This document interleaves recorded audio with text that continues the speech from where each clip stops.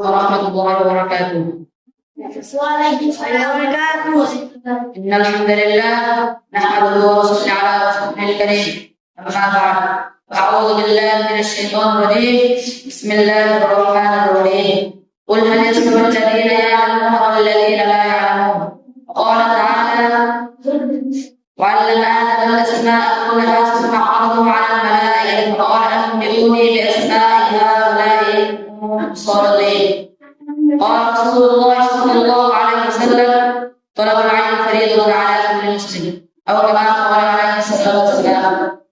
Alhamdulillah, pasti asal-asal bahasa dan budaya itu sampai sesuatu syahid, sudah berusaha syahid, berusaha memenuhi. এবং আমার সামনে এবং আমার ব্যক্তিগত সঞ্চয় জানব এবং আমার সামনে উপস্থিত বাংলার দুর্বল থেকে আগত এলএম ভাষার ভাষিত আমার প্রিয় ব্যক্তিগত সহযোগীরা, আপনারা অবগত আছেন যে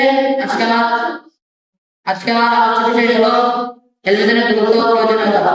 তো আমি আমার সংক্ষিপ্ত বিষয়টি লক্ষ্যে সংক্ষিপ্ত করে আলোচনা করব ইনশাআল্লাহ তাআলা। তো ভাইয়েরা, সর্বপ্রথম আমাদের জানতে হবে এলএমের উদ্দেশ্য সম্পর্কে। এলএম শব্দের শাব্দিক অর্থ হলো জানা, জ্ঞান, বিদ্যা ইত্যাদি। আর পরিভাষায় এলএম বলা হয় আকৃতির মধ্যে কোনো বস্তু জ্ঞান সমস্ত আকৃতির বিদ্যমান সামান্য উপস্থিতি। মহান আল্লাহ তাআলা মানুষকে জ্ঞান ব্যবস্থা জ্ঞান প্রাপ্তি বের করেছেন, অতঃপর তাকে অল্প করে এলএম দান করেছেন। মানুষের জীবনে এলএমের গুরুত্ব অসীম। দুনিয়াতে অনেক এলএম রয়েছে যা সবার পক্ষে অর্জন করা সম্ভব নয়।